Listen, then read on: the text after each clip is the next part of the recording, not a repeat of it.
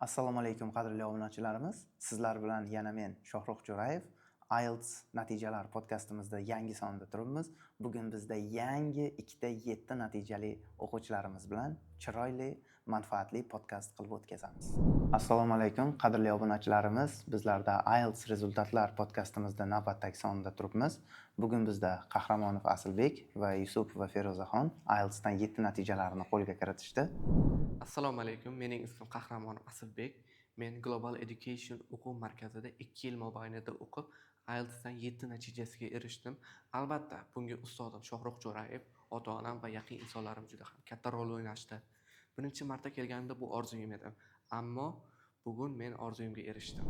Assalomu alaykum, mening ismim Feruza va men hozirda 16 yoshdaman. Men 4 oy mobaynida Global Education Centerda IELTS kurslarida o'qib tahsil oldim va birinchi urinishimda IELTS dan 7 ballni qo'lga kiritdim.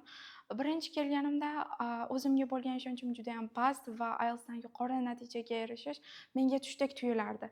Ammo qattiq harakat bilan bu natijaga erishish mumkinligiga amin bo'ldim va buning uchun ustozim Shohruh Jo'rayev va meni qo'llab-quvvatlagan ota-onamga o'z minnatdorchiligimni bildiraman. Xo'p, qadrli obunachilarimiz, bugungi suhbatimiz odatdagi suhbatlarimizdan biroz boshqacharoq bo'ladi. Garchi savollarimiz o'sha traditsion usulda bo'lsa ham. Xo'p, birinchi bo'lib odatiy savolimizdan boshlaymiz. O'sha ingliz tiliga kirib kelishlaringiz, ya'ni birdaniga IELTS emas, ingliz tilining o'zi boshlanishi qanday bo'lgan, nimalar bilan boshlangan, shular haqida o'zlaringizni tajribalaringizni biroz ulashsanglar. Men yoshligimdan oyim o'zlari ingliz tiliga qiziqqanlar. Keyin birinchi sinfda o'qiyotgan paytim o'zlari menga lug'atlar o'rgatib, inglizcha she'rlar. Doim birinchi sinfda masalan o'zimni tengdoshlarimdan ko'proq masalan baholar olib, faol bo'lib turardim ingliz tilida. Keyin dadamni o'zlari ham qiziqdilar ingliz tiliga. Keyin meni pul bilan yoki o'quv markazlariga kiritish bo'lsa, har doim shunda faol bo'lib turganlar. Meni ham xuddi siz aytgandek ota-onam encourage qilishgan, ya'ni shu IELTSga emas, ingliz tilini o'zi o'rganishga bo'lgan qiziqishimni orttirishgan. Birinchi bo'lib ingliz tili to'garagiga qo'yishgan, keyin biroz vaqtdan keyin, ancha o'rganganimdan keyin o'zimda ham qiziqishim ortib borgan. Shundan keyin o'rganishni boshlaganman. Ya'ni qattiq kirishda 7-sinfimda boshlaganman ingliz.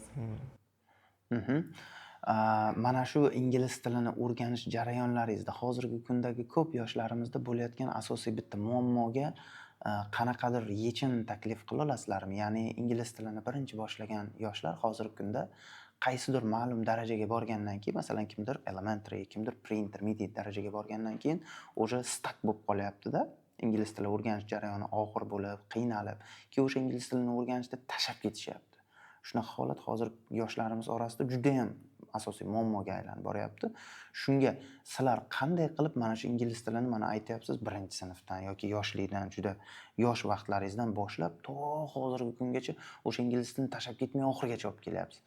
Buni qanday qilib uddaladinglar? Misol uchun hozirda endi nima desam, o'zimda ham bo'lgan sabrsizlik. Misol uchun juda ham past ball olsangiz, o'zingizni ko'nglingiz to'lmaydi, keyin nimaga men qila olmayapman, shu universitetga kira olmayman, yo o'zim o'qimoqchi bo'lgan masalan birontadir kasbga kira olmayman, shu qo'rquv bo'ladi. Keyin masalan tashlab qo'yadi. Masalan sabrsizlik, xullas masalan siz aytganingiz menga shu steady bo'lish kerak, sekin bo'lsa ham harakat bo'lish kerak. Darrov harakatga erishish juda ham katta narsa-da. O'sha sekin pog'ona o'qib borib shu darajaga erishish kerak. Feruza, sizning takliflaringiz? Meni o'ylashimcha, birinchi navbatda hamma o'zini oldiga maqsad qo'yish kerak. Ingliz tilini o'rganishni boshladimi, o'shani oxirigacha yetkazish kerak. Yo'lda to'xtab qolmaslik kerak. O'sha eng muhim narsa consistency va steady o'qish. Mana o'zlaringizda General English o'rganish jarayonlaringizda sizlar uchun qaysi biri muhimroq bo'lgan yoki bo'lmasa qaysi birining o'rni qanaqa? Ya'ni darsga, mana 2 soatlik darsga qatnash va undan tashqari o'zingiz mustaqil self study qilish. Bularning roli sizda ingliz tili o'rganish tajribangizda qanaqa bo'lgan? Misol uchun hozir darsda o'zimiz 2 soat o'qiymiz, lekin u masalan qolgani bizda juda ham ko'p vaqt bor. Bo'sh vaqtimiz bo'ladi. Mening fikrimcha, misol uchun telefonda videolar o'qib, podkastlar, keyin o'zimiz self study qilsak ham juda ham kuchli, ammo o'sha 2 soat ustozimiz bilan bizga yo'nalish beradi. O'sha yo'nalish u ham muhim. Nima desam, o'sha ikkalasini orasida balans topish desam, shu to'g'ri javob bo'lishi mumkin. Mani o'ylashimcha ikkalasi ham muhim. Darsga kelgan vaqtimiz o'qituvchimiz asosan eng muhim narsalarga urg'u beradi. Ya'ni biz bilishimiz kerak bo'lgan bilimlarni bizga berib o'tadi. Lekin ularni mustahkamlash uchun o'zimiz self study qilishimiz juda ham muhim deb o'ylayman. Ularni qotirish kerak, ya'ni bilimni miyada yana ham rivojlantirish uchun muhim deb o'ylayman. Xo'p, General English shu o'rinda aytib o'tsanglar, qancha vaqt ketdi o'rganishga? Chunki hozirgi o'quvchilarimizda eng qiziqtiradigan bizning auditoriyamizda mana shu IELTS 7 natijaga chiqquncha qancha vaqt ingliz tili o'qiganlaringiz? Men o'zi ingliz tili yoshligimdan boshlaganman, lekin IELTSni 10-sinfda yo 9-sinfning oxirlarida boshlaganman. O'sha 2 yil orasida o'qiganman, keyin birinchi urinishimda yeta oldim sizni harakatlaringiz bilan. Undan oldin bir nechta repetitorlarga borib, o'zimni desam, yo'nalishim yo'q edi, shunchaki ingliz chet tilini o'rganish edi. Lekin 7-sinf, 8-sinflarimda o'sha IELTS haqida tushunib yetdim, keyin o'sha kerakligini bildim, keyin sizga qatnashdim. Aslida shu birinchi kelgan vaqtingiz, agar eslaringizda bo'lsa, bitta qiziqarli fakt aytib o'tmoqchiman, qadrli obunachilarimiz. Aslida birinchi menga General English starter kursida kelgansiz. O'shanda starterga kelganingizda esingizda bo'lsa, sizda olmayman deb отказ qilganim esingizda bormi? Shunday, men registratsiya qilgandim bularga, keyin biz ana aytgan vaqtlarda bormadik. Shu bir hafta keyin telefon qiluvdik, yo'q dedilar, keyin dadam bilan bordik. Keyin shart berib o'sha 3 darsni o'qib, uyga vazifalarni bajarishni aytdilar. Keyin the rest is history. Yaxshi. Feruza, sizda qancha vaqt olgan, qayerda o'qigansiz? Siz menda IELTS kursimdan kelib qo'shilgansiz. Undan oldingi background English qanday bo'lgan, qancha vaqt davom etgan? Men o'zi starterdan General Englishda 7-sinfimda boshlaganman. Magistr akademiya shu Qarshida boshlaganman. U yerda 1,5 yil davomida o'qiganman. O'sha upper intermediategacha o'qiganman, lekin upper intermediate tugatmaganman. Undan keyin safarga tayyorlanganman, safar topshirganman. Undan keyin IELTSga harakat qilganman. Shu menga kelganingizda B2 bilan kelgansiz, to'g'rimi? B2 sertifikatdan keyin. Xo'p, shu o'rinda aytib o'tsanglar, mana shu IELTS rezultatni olishlaringizga General Englishda roli qanchalik muhim? Ya'ni General English o'rganish IELTS uchun qanchalik muhim bo'ladi? General English xullas desam, yarmi deya olmaymiz, desam 4dan 1 qismi desak bo'ladi. Chunki ustozni roli juda ham katta o'ynaydi bunga. O'zimizniki ham desam, u ham rol o'ynaydi, lekin kam. General Englishda IELTSdagi roli 4dan 1 qismi deyapsiz IELTS. Lekin desam, yarmi deya olmayman-da, o'shaning uchun aytyapman-da. Ya'ni bu degani General Englishda o'rganadigan narsangiz bu IELTSga roli 25%. Unaqada IELTSda juda ko'p narsa o'rganish kerak ekanda. Bu General Englishdan tashqari. Misol vaqtiga qarab-da endi 1 yil yo 2 yil bo'lsa agar ko'proq vaqt, lekin 6 oy, 5 oy ba'zilar keladi. Unda o'sha aytganimdek ustozlarning roli juda katta o'ynaydi. Tushunarli. Feruza, sizdachi? Men lekin sizni fikringizga qo'shilmayman. O'ylashimcha General English 4dan 3 qismini tashkil qiladi. Chunki General English u fundamentda biz masalan birorta uy qurmoqchi bo'lsak, birinchi fundamentini qo'yish kerak. Agar fundamenti bo'lmasa, u uy ming chiroyli bo'lsa ham baribir yaramaydi ko'pga. Shuning uchun o'ylashimcha General English bu fundament. Uni bezash keyinchalik. Chiroyli. She has a point. Tasvirlash bo'ldi. She has a point. Endi qarang, mana IELTS kursga birinchi kelgan vaqtlaringizda, o'sha IELTSda o'qiganlaringizda bilamiz, General Englishda ko'p o'quvchilarimizda kuzatiladigan holat bu. General Englishda IELTSga o'tganda boshida hammada shok bo'ladi. shok holat bo'ladi. Ya'ni listeningda boyagi 40 talik savolni yarim soat audioni eshitib, tushunib 40 talik savolga javob berish, readingda o'sha tekstni o'qib, uni ishlash yoki writingda ikkita task yozish, speakingda 15 minut speaking qilish, bular hammasi bu general Englishda yo'q bo'lgan protsess. Mana shu shokka o'quvchilar qanday qilib osongina ko'nikib ketish mumkin? Sizlarda shunaqa shok bo'lganda nima qilgansizlar? Misol uchun endi birinchi marta qilayotgan bo'lsa, misol uchun o'sha testlar full mock bo'ladi-da. O'shanga baribir hayajonlanish, pasfal olish bu normal. Masalan, birinchi pasfal olishda nima desam, endi keyingisiga pas olasiz degani emas. Agar harakat qilsangiz. O'shaning uchun pasfal olsangiz, mana xato qilgan joylaringizni bilish, nimada xato qilgansiz, keyingi olayotgan paytingizda improvement qilishingiz kerak. O'shanisi muhim. Feruza, sizda qanday bo'lgan? Mana shunaqa deb o'ylayman. Mana birinchi marta IELTSga kirganimda 16 ta, 19 ta shunaqa topardim va to'g'ri boshida ozgina shokka tushganman. Shuncha yil o'qidim, 1,5 yil sarfladim, nimaga bu bunaqa chiqadi deb xafa bo'lgan joylarim ham bo'lgan, lekin o'qituvchim aytgandek, u rezultat hech narsani o'zgartirmaydi. Asosiysi consistency va qattiqroq o'sha maqsadga qarab ko'proq qadam tashlash. Xatodan o'rganiladi-da. Rahmat kattakon. Mana shu IELTS kursida, IELTSga tayyorgarlik ko'rishda qarang, 1,5 yil General English o'qiyapsiz-da, IELTSda bor yo'g'i 4 oy, 5 oy, 6 oycha vaqt sarflayapsiz. Lekin e'tibor qiling, o'sha IELTSga tayyorgarlik ko'rish jarayoningizda sizga siz o'rganadigan narsangiz IELTSda bu ingliz tilimi yoki ekzamen sistemasimi, qaysi biri bo'ldi? Ekzamen sistemasi bo'ldi.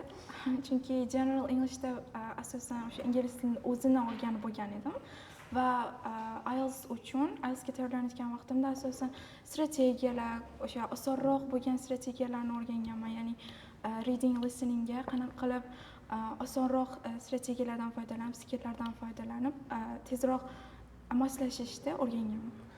Mana aytganlarga qo'shilaman.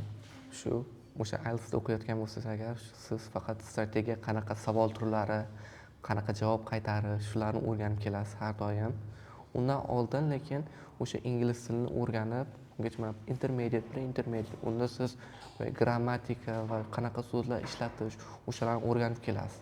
U IELTS, u pre-IELTS ular faqat IELTSga tayyorlanadi.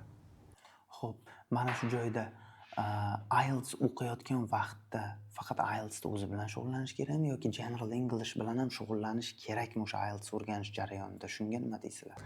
Masalan, General Englishni tashlab qo'ymaslik kerak.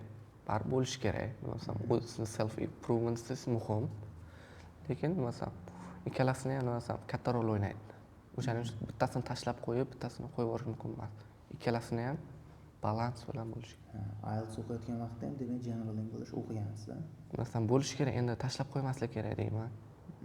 Feruza, Mana shu fikrga qo'shilaman shu kishini, chunki ikkalasi ham birdaniga olib ketish, nabrot u sizni balingizni ko'tarishga yana ham ko'proq yordam beradi.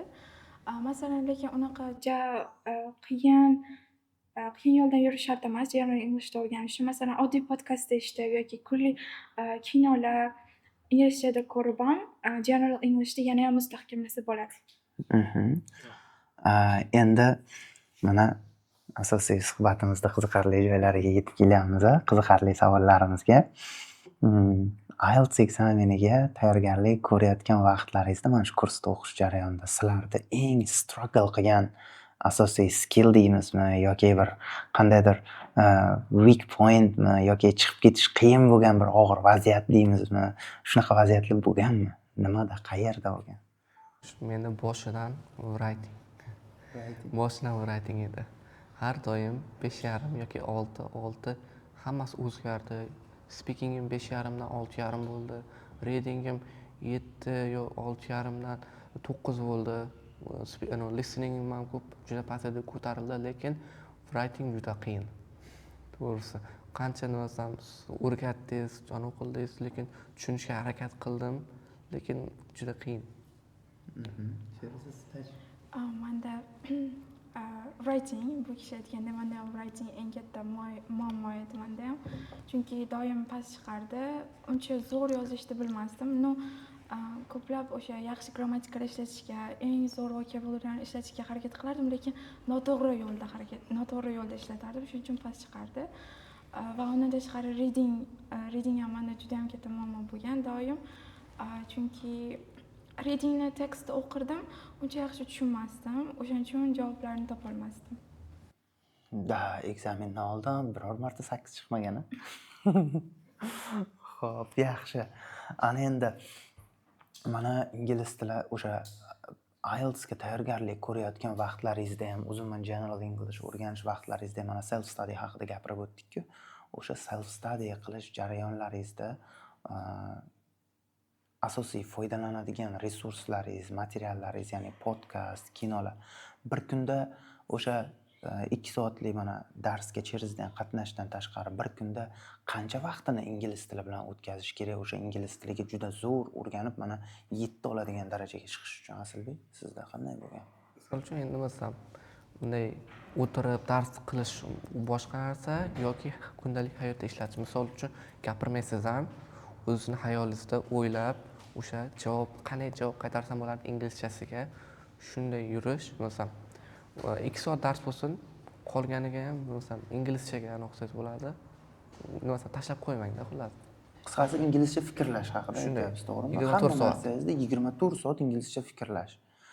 Mana boya gaplashdik, o'zingiz aytdingiz, Instagramda yoki YouTube'da videolar ko'rish, o'shalarni ko'rganingizda inglizcha ko'rish, o'zbekcha ko'rish haqida nima deysiz? Men o'zbekcha ko'rmasdim, to'g'risi. Shunday ko'rsam ham bunday reaksiya bildirmasdim qandaydir. Lekin inglizcha bo'lsa, har doim eshitib, tushunishga harakat qilib, nimasam Instagram shunchaki nimasam bekorchilik, lekin nimasam bekor bo'lsangiz agar qiziqarli narsalar chiqadi, lekin YouTube'da nimasam kerakli, nimasam ko'p o'quvga oid materiallar va ko'proq nimasam foydali narsalar chiqadi-da. Feruza, sizcha? Men IELTS o'qiydigan o'quvchilarga eng maksimum 8 yoki 10 soat vaqtini sarflashni maslahat beraman, yoki eng minimum 6 soat. Chunki self study ham juda ham muhim deb o'ylayman. Har tomonlama for enjoyment and for taking knowledge. Ya'ni masalan kunli masalan 1 soat yoki eng kamida yarim soat vaqtimni podkast ko'rishga sarflardim. Va o'sha ko'proq vaqtimni ingliz tiliga o'tkazish uchun Instagramni ham o'chirib yuborganman boshidan. Undan tashqari o'sha ko'proq fokus qilganman. Masalan artikellar o'qishga harakat qilganman. Bir kunda bitta artikelda masalan 5 bet yoki 6 bet, 10 betlab o'qishga harakat qilardim. Keyin mana shu joyda lug'at yodlash hozirgi kundagi asosiy o'quvchilarimizda muammosi lug'at bilan bo'lyapti. Ingliz tili o'rganuvchilarimizda shu lug'atlarni yaxshi yodlash uchun, ingliz tili darajasini ko'tarish uchun nima maslahat bera olasizlar? Men o'zim oldin ishlagan faqat boyagi har yakshanba mock ekzamenlarga borib readinglar ishlardim. O'sha o'quv markazim o'sha reading question bookletlarni o'zimizdan olib ketishga ruxsat berardi. Uyga borib o'sha masalan so'zlarni tushunmadim, o'shalarni notebookimga yozib, javobini yozib qo'yib, masalan translate qilib, ma'nosi nimaligini tushunib olib, bir o'zim so'z ishlataman, o'sha ishlatib o'sha so'zni. Keyin masalan bir kerak bo'lsa agar bir ochib ko'rib yana ishlatsa bo'ladi. Qo'lingizga olgan materiallaringizni, mana shu listening, reading materiallaringizni shunchaki prosta tak olib tashab qo'ygan vaqtingiz bo'lganmi yoki hammasini bittalab tahlil qilib chiqardingizmi? Masalan juda ham ko'p hozir uyda, hozir uyga borsak bir ikkita fayl to'lib turibdi ichida. Endi hammasini qilish juda ham iloji yo'q narsa, to'g'ri vaqt. Shunga nimasam juda kam qismini shuni nimasam o'sha edit qilib, o'zim kerakli narsalarni yozib qo'yganman. Lekin ko'pini nimasam kino ko'rganman. Chunki 2 soat kino ko'rish 2 soat bilan dars qilish bilan boshqa narsa-da, chunki ko'proq qiziqadi kinoga. Feruza, sizda-chi? Menda ham shunaqa bo'lgan. Hamma tekst ko'proq o'sha reading ishlagan vaqtlarimda eng kam chiqqan, masalan eng kam topgan passajlarimni olardimda, o'shalardan ko'proq vocabulary topib, hammasini chizib, highlighter bilan keyin ularga definitionlar topib daftarimga yozib yodlashga harakat qilardim. Unaqa yodlab bittalab o'qib yodlamasdim. Ko'proq speakingda qo'llashga, gaplar tuzishga, hayolimda gaplar tuzishga harakat qilardim. Shunaqa qilib esimda qolardi. Va undan tashqari eshitgan podkastlarimda ham ko'proq high level vocabulary'lar chiqsa, ularni ham birga yozib, o'sha so'zlashuvda qo'llashga harakat qilardim. Rahmat kattakon bu tavsiyalar uchun. Menimcha bu usullarni hozirgi kunda ingliz tili o'rganayotgan yoshlarimiz qo'llab ko'rishsa anchagina foydali bo'ladi. Xo'p, ana endi IELTS imtihon jarayonining o'zi haqida gaplashsak. Xo'p, mana IELTS imtihoniga registratsiya qildik. Feruza, siz 4 oylik standart kursimizni yakunlab birdaniga IELTS topshirdingiz. Aslida siz intensiv kursda ham o'qidingiz. O'sha kurslarda o'qib chiqqanlaringizdan keyin mana topshirganlaringizda ekzamenda bizada undan oldin full mock ekzamen ham topshiruvdinglar. O'sha full mock ekzamenlaringizdagi jarayon bilan haqiqiy imtihondagi jarayonda qanaqa farqi bo'lgan yoki qanaqadir bir full mock imtihon bilan haqiqiy imtihonda o'rtasida qanaqadir farqlari yoki o'sha full mockda haqiqiy imtihonga yordam bergan joylari bo'lganmi yo'q? Masalan, full mock environmenti juda ham similar-da bunga. Faqat speakingda biz full mockda bitta substitute teacherlar bilan gaplashardik, lekin haqiqiyda biza Zoomdan haqiqiy amerikans yoki shu ingliz tilini biladigan shu inson bilan gaplashganmiz. Masalan, boshqa hammasi reading, listening, writing hammasi vaqtda juda ham similar. Men o'ylashimcha ham juda ham o'xshash, hamma materiallari bir xil deyarli, umuman farq yo'q va imtihonda ham deyarli undan tashqari global educationda o'qiydiganlarga juda ham katta foyda nima deydi, bitta benefit, chunki mana shu global education centerda o'zida bo'lib o'tadi imtihon. O'shaning uchun masalan oldin full mockga qatnashganim uchun ham umuman hayajonlar, unaqa narsalar umuman bo'lgani yo'q. O'sha full mock xonasida haqiqiy imtihon ham bo'lgan. Xuddi ekzamen kirgandek bo'lganmiz. Keyin mana shu ekzamenga kirgan vaqtlaringizda endi o'quvchilarda bo'ladi ekzamen oldi hayajoni. Sizlarda shu hayajon qanday bo'lgan? Masalan, to'g'ri hayajon bo'ladi. Masalan, excitement yoki fear. Agar excitement bo'lsa, u boshqacha. U masalan qiziqadi, shunday o'sha ko'proq balosh. Agar fear bo'lsa, u yutqazishga. O'sha masalan optimistik bo'lish kerak-da, shunaqa narsalarga. Sizda qaysi biri bo'lgan? Fearmi, excitementmi? Ikkalasi ham bo'lgan. To'g'risi, masalan balans bo'lgan menga. O'sha ham xursand bo'lganman, ham qiziqyapman, ham masalan kambal olishdan qo'rqish. Shunisi bo'lgan. Feruza, sizdachi? Menda umuman hayajon bo'lmagan. O'sha kirgan vaqtimda umuman hayajon bo'lmagan, o'zimga ishonch bilan kirganman. Ishlaganman, undan tashqari chiqqanimdan keyin ham o'zi taxmin qilganman balimni, lekin kam chiqishidan ozgina menda ham fear bo'lgan keyin chiqqungacha. 13 kunda. O'sha 13 kun davomi juda ham qiyin vaqt bo'ladi shu testdan ko'ra, chunki hayolingizda har kuni nima bo'lishi, o'sha kam ball olsam nima bo'ladi, ko'p ball olsam nima bo'ladi, o'shani qo'rquv bo'ladi. Ham xursand bo'lasiz bir kun, ham xafa bo'lasiz bir kun. 13 kunni o'tishi demak qiyin o'tgan sizda. Feruza, sizdachi qanday o'tgan 13 kun? Iloji boricha o'sha o'ylamaslikka harakat qilganman, unutishga harakat qilganman, ko'proq maktabga borishni boshlaganman, sinfdoshlarim bilan kelishib, yaxshi ular bilan ko'proq entertainment qilishga sarflagan vaqtimni.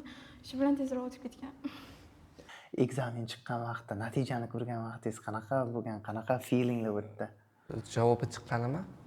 Javob chiqqan vaziyat qanday bo'ldi? Masalan, o'zi ertalab edi, biza boyaga lecture edi, lecture halldan kelib, biza sinfga o'tiribmiz, menga SMS keldi, shunga qarayapman. O'sha IELTS BC easy o'zim shu keldi. Keyin do'stimga aytdim. Shu qanaqa necha oldim dedim. Keyin 7 dedi. Shunday juda ham xursand bo'lib ketdim, chunki masalan kutmagan, masalan 6,5 bo'lmaganiga xursand bo'lganimda, chunki juda qo'rqqanim 6,5 olishdan. Keyin ustozimga aytdim, uydagilarimga aytdim, hamma xursand, direktor, hamma o'quvchilar, sinfdoshlarim, hammasi xursand bo'ldi. Reading 9 ni ko'rganingizda qanaqa bo'ldi? Reading 9 вообще bomba rezultat. Siz aytgandek. Xo'p, Feruza, sizdachi? Menda jicha boshqacha bo'lgan. Birinchi maktab vaqtida maktabga borganman. O'sha уже rezultatlar chiqishni boshlabdi degansiz. Keyin men уже hayajon bosgan, juda ham qattiq qo'lim qaltirab ocha olmasdan. Birinchi keyin SMS keldi. SMSga kirsam 5,5 turibdi. Keyin 5,5 dan overallga qaradim 5,5 turibdi. Keyin ko'rib yig'lab yubormoqchi edim. Hammani oldida, sinfdoshlarim oldida. Ularga hech kimga aytmagandim IELTS topshirganimni. Keyin dugonam bilardi faqat. Yig'lab yubormoqchi edim. Keyin ism familiyasiga qaradim. Men emas ekan. Keyin chuqur nafas olib xursand bo'lib, keyin hali chiqmabdi deb xursand bo'lganman. Keyin ozgina vaqt kutganman, keyin chiqqan. Chiqqandan keyin уже kirishim bilan 7 dumaloqni ichida 7 bo'yalib turgan ekan. Keyin xursand bo'lib ketganman uni ko'rib. Pastroqqa tushirsam reading, listening 8 chiqib juda ham hayratda qolganman ham, xursand bo'lganman. Demak, birinchisi noto'g'risi kelgan. Birinchisida ham boshqa insonni Ismiga qaramasdan juda ham raqamlarga qaragansiz. Ism qiziq bo'lmagan sizga. Xo'p, juda ham qiziqarli holat bo'lgan. Feruza, sizni rezultatingizni o'zim men ham ko'rib hayron qolganman. To'g'risi, menga birinchi tashlaganingizda ustoz 5,5 deb men hayron qoldim. Xo'p, ana endi bugungi mana shu hozirgi podkastimizda oxirgi qismiga yetib keldik. O'sha xulosa o'rinda mana hamma tavsiyalarni aytdik. Kuzatuvchilarimiz menimcha anchagina bu sizlarning tajribalaringizdan o'rganib, ingliz tili o'rganuvchilar yana ham yaxshiroq harakat qilishadi. Menimcha bu sizlar bilan bo'lgan suhbat anchagina motivatsionniy bo'ladi. Xo'p, shu xulosa o'rinda yakuniy so'zlaringiz, qanaqadir tavsiya, nima ayta olasizlar mana shu kuzatuvchilarimizga, ingliz tilini yangi o'rganuvchilarga? Aytadigan so'zim, agar xohlamagan ballingizni olsangiz, misol uchun juda kam ball olsangiz, u hayotingiz tugagani emas. Improve qila olasiz. Shu yana nima xatolaringizni toping, nima xato qilgansiz, o'shalarni practice qilib, yana takrorlab, steady, increase bo'lish kerak. Sekin bo'lsa ham, lekin o'ssa o'shanisi muhim. Darrov o'sib ketishi, keyin kamayib ketishi u muhim emas. Sekin bo'lsa ham o'rganib, xatolaringizni tushunib yetib, harakat qilishingiz kerak. Feruza, sizdan yakuniy tavsiyalar? Meni o'ylashimcha ham bir maqsad qo'ydingizmi, oxirigacha boring. Oxirigacha o'sha ingliz tilini o'rganishni tavsiya qilaman. Ya'ni yo'lda masalan har xil nima deydi, qiyinchiliklarga duch kelasiz. Ulardan to'xtamasdan, yana ham o'shalardan o'rnak olib, ana shulardan xulosa qilib, yaxshiroq harakat qilishingizni tavsiya qilaman. Undan tashqari o'sha ingliz tilini o'zingizning hayotingizga aylantiring. Faqatgina birorta sertifikat olish yoki birorta narsadan yaxshiroq natijaga erishish uchun emas, ingliz tilini o'zingizning hayotingizda ingliz tilini ko'ra oling. Qo'shilaman aytganlarga. Kattakon rahmat qiziqarli suhbat uchun. Qadrli obunachilarimiz, bugungi bizni podkastimiz o'z nihoyasiga yetdi. Sizlar bilan keyingi podkastlarimizda yangi natijalar bilan, yangi o'quvchilar bilan ko'rishguncha xayr, omon bo'ling.